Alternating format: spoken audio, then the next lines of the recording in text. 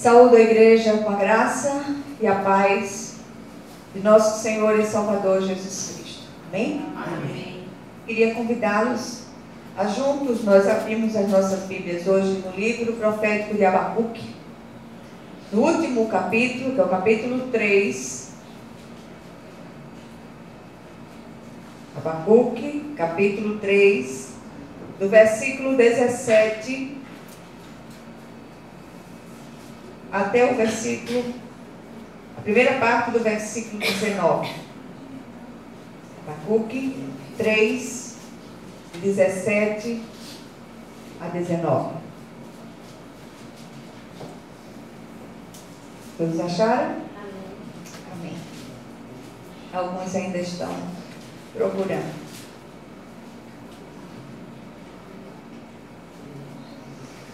Diz assim a palavra do Senhor. O texto é bem conhecido e bem oportuno também. Ainda que a figueira não floresça, nem haja fruto na vide, o fruto da oliveira minta, e os campos não produzam mantimento, as ovelhas sejam arrebatadas do aprisco, e nos currais não haja gado, todavia eu me alegro no Senhor, exulto no Deus da minha salvação. O Senhor Deus é a minha fortaleza, e faz os meus pés como os da corça, e me faz andar altaneiramente. Amém? Amém. Glória a Deus. Não sei se as crianças, tem crianças hoje, se vai ter aula, não sei, mas enfim. Vamos orar. Senhor, nosso Deus e nosso Pai, nós dizemos amém à oração feita pelo teu servo e pela tua serva, rogando a Ti que o Senhor venha de um modo muito vivo, muito especial, ministrar ao nosso coração sofrido, nosso coração angustiado, nosso coração que muitas vezes não tem encontrado as saídas, que o Senhor seja a porta, que o Senhor seja a saída, que o Senhor seja a possibilidade que nós tanto precisamos, Senhor. Vem e fala conosco hoje, em nome de Jesus. Amém. Amém. Parece que nós estamos ficando craques em atravessar desertos, a passar por estreitos, cada vez mais estreitos, a enfrentar tempestades, e sempre que essas coisas acontecem, essas coisas sobrevêm ao povo de Deus, eu particularmente gosto de olhar para o Senhor e olhar sobretudo para os feitos de Deus no passado. E eu vi hoje a palavra trazida através dos cânticos, através da oração feita pela nossa irmã Diaconisa Mara. Tudo parece que concorre para aquilo que nós estamos tratando nessa noite. E enquanto eu estava ali e ouvia os cânticos e as orações, Mestre, o mar se revolta, as ondas nos dão pavor, cantamos, né? E aí eu me lembrei dos amigos de Daniel, lançados na fornalha. E eles foram lançados na fornalha porque obedeceram a Deus, contrariaram a vontade dos homens. E muitas vezes nós passamos pelos nossos estreitos porque nós estamos nos mantendo em obediência ao Senhor. Muitas vezes nós passamos pelos estreitos por causa das contingências do mundo que a gente vive, mundo caído. E a gente está enfrentando um momento extremamente difícil como nação, como povo de Deus. Em toda a face da terra há uma dificuldade muito grande enfrentada pelo povo de Deus. E eu olhava para aqueles 3 amigos de Daniel, aquela postura firme na fé. E ali eles foram lançados na fornalha, e ali o 4º homem se manifestou na fornalha, que era o próprio Cristo pré-encarnado, e ali ele acudiu aqueles homens dentro daquela fornalha sobremaneira acesa. Nós olhamos também para o próprio profeta Daniel e foi lançado na cova de leões famintos, e o Senhor ali fechou a boca dos leões, né? Então eu queria que nós nos acostumássemos a olhar para as nossas dificuldades na perspectiva daquilo que Deus pode fazer, na perspectiva daquilo que Deus pode operar, do sobrenatural de Deus. E aí nós chegamos aqui no livro do profeta Abacuque, chamado de profeta filósofo, porque ele pensa e ele conjectura o tempo inteiro. E esse homem de Deus, ao mesmo tempo que ele se sentia profundamente incomodado pela impiedade do povo de Deus, ele também não se conformava que o Senhor usasse um povo ímpio para servir de vara de Deus para a correção do seu povo. E ele cobrava de Deus que julgasse aqueles inimigos do seu povo. O livro, ele é curto, eu acho que é muito interessante nesse momento que nós estamos vivendo, você fazer a leitura de todo o livro, são 3 capítulos apenas, e eu tenho certeza que você vai ser tremendamente edificado. O livro é entremeado por intercessão e espera pelas respostas de Deus. Como isso é parecido com aquilo que nós estamos vivendo? Nós intercedemos, nós clamamos, nós choramos diante de Deus, nós buscamos saídas e nós aguardamos, ficamos como profeta na torre de vigia, esperando a resposta do Senhor à nossa queixa. E se eu parasse aqui e perguntasse a cada um de vocês, o que é que vocês estão esperando? Eu tenho certeza que vocês diriam a resposta do Senhor à minha queixa. Quantos de vocês têm chorado diante de Deus? Hoje eu falei com uma mulher de Deus ao telefone, uma mulher que foi criada no Evangelho e hoje casou com uma pessoa que não segue a mesma religião, mas muito angustiada de espírito, e ela dizia: olha, eu não tenho conseguido nem orar. A angústia é tanta no coração que eu não tenho conseguido orar. Eu disse: olha, minha irmã, nessas horas é que o Espírito de Deus intercede por nós com gemidos inexprimíveis. E ela disse: onde é que está isso? Eu digo: está no livro de Romanos, no capítulo 8, versículo 26. O Senhor, o Espírito de Deus, é aquele que intercede por nós. E eu tenho a impressão que nessas horas de angústias profundas que nós temos experimentado, é exatamente a hora que o Espírito vem e intercede por nós, porque nós não temos palavras para dizer diante de Deus. E nós aí choramos, clamamos e gememos diante do Pai. E aí ele termina seu escrito com uma das mais tocantes orações da Bíblia Sagrada, exatamente isso que nós lemos, né? O finzinho da oração de Abacuque, os versículos lidos no início, e uma das grandes declarações do livro é: o justo vive por fé. Essa palavra é para mim, essa palavra é para cada um de vocês. O justo vive pela fé. E eu trouxe um tema para essa mensagem de hoje, que somos desafiados a crer apesar dos pesares. Nós temos sido desafiados a crer apesar dos pesares.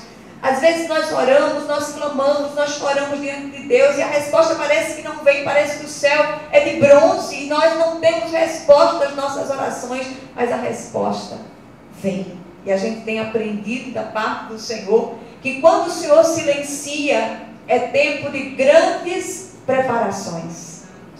E grandes coisas estão sendo preparadas para nós. Ouse crer, apesar de todos os pesares, o Senhor é aquele que tem o controle soberano de todas as coisas. E aí a gente para um pouquinho. E é impossível não nos lembrar da grande declaração de fé de Abacuque aqui. Ainda que tudo esteja um caos, ele ousou crer. Ousemos crer. Sobretudo quando as nossas próprias figueiras estão destituídas de flores, quando as nossas videiras deixaram de frutificar e há falha nas nossas safras de azeitona. Manifestar uma fé viva quando tudo vai bem é fácil demais. Mas quanto mais nós avançamos nessa caminhada rumo à eternidade, quanto mais nós esperamos ansiosos à segunda vinda de Jesus, mais nós somos desafiados a crer contra toda esperança, a esperar contra toda esperança, a crer apesar de todos os pesares. Não está fácil para nenhum de nós. Subir aqui hoje não foi fácil, mas o Senhor é aquele que tem nos sustentado com a sua mão direita fiel. Por baixo de nós estão os braços eternos. Hoje eu estava lendo um texto de Jeremias, capítulo 20 de Jeremias, quando ele diz: o Senhor vai adiante de nós como um poderoso guerreiro. O soberano Senhor, ele vai adiante de nós como um poderoso guerreiro.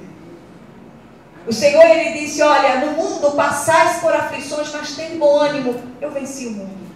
E ele nos habilitou a vencer, a sair das situações mais do que vencedores. A grande declaração de fé que nós lemos do profeta Abacuque aqui em meio à intensa luta, traz algumas verdades quanto ao exercício da fé verdadeira. Primeira verdade que nós não podemos perder de vista: a fé do justo não depende das circunstâncias. Amém? Amém. Guarda essa verdade no seu coração. A fé do justo não depende das circunstâncias. Às vezes falta fruto, figueira, né? Falta fruto na vide, o fruto da oliveira mente, não há dinheiro no banco, a situação está dificílima, os estreitos estão cada vez mais estreitos, mas nós precisamos entender que o justo, ele vive pela fé. E aqui eu queria fazer a leitura outra vez do capítulo, do versículo 17 e 18 no início, mas na linguagem da NVI diz assim: mesmo não florescendo a figueira, não havendo uvas nas videiras, mesmo falhando a safra de azeitonas, não havendo produção de alimento nas lavouras, nem ovelhas no curral, nem bois nos estábulos, ainda assim eu exultarei no Senhor e me alegrarei no Deus da minha salvação. Grande desafio. Amém? Amém. Percebemos que o desafio de crer tem sido semelhante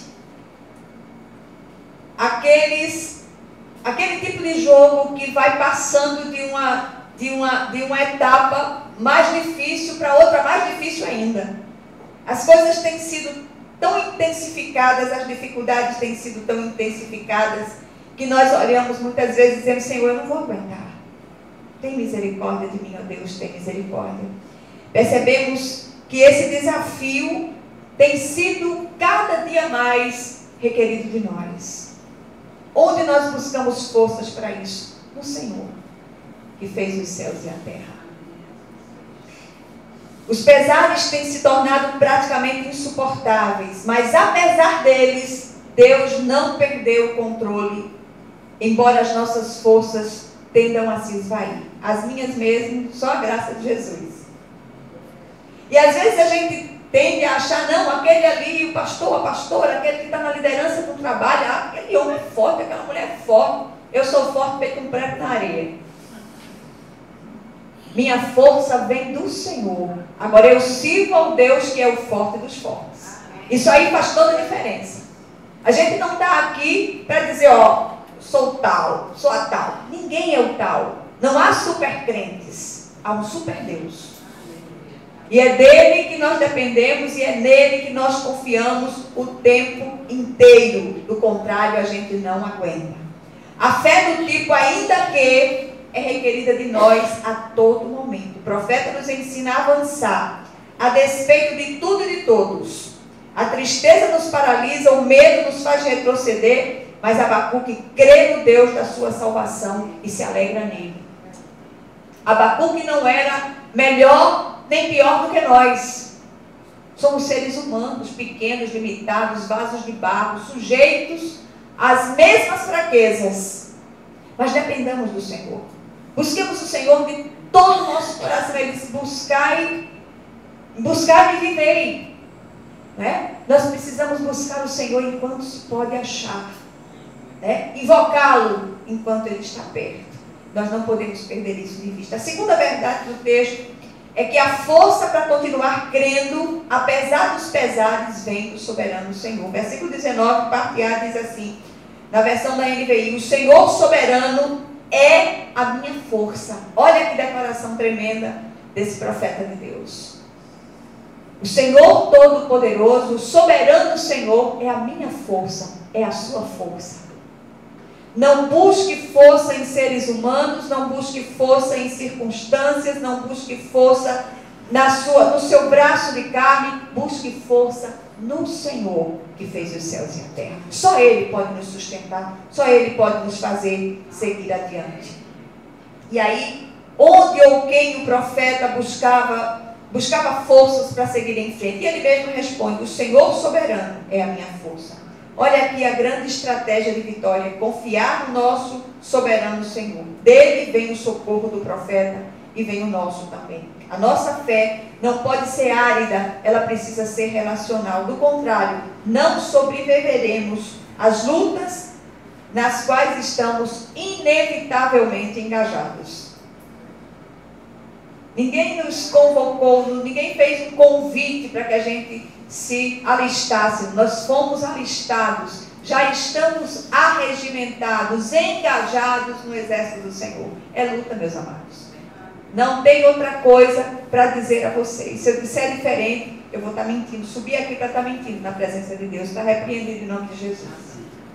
A vida do crente é uma vida de lutas, mas é uma vida de vitória. Porque nós já entramos nas lutas em vitória, porque nós lutamos do lado do vencedor. Adiante de nós vai aquele que é o poderoso guerreiro, é o forte dos fortes. E a terceira verdade que nós encontramos na declaração de fé de Abacuque é que a fé genuína, ela produz resultados. E o texto diz: ele faz os meus pés como os do servo, ele me habilita a andar em lugares altos. Então, no meio da luta intensa do profeta, o profeta sabe em quem crê. Aí eu pergunto: você sabe em quem crê? Sua fé é uma fé real? É em alguém que está vivo e que pode interferir nessa situação e mudar a sua história? A minha é.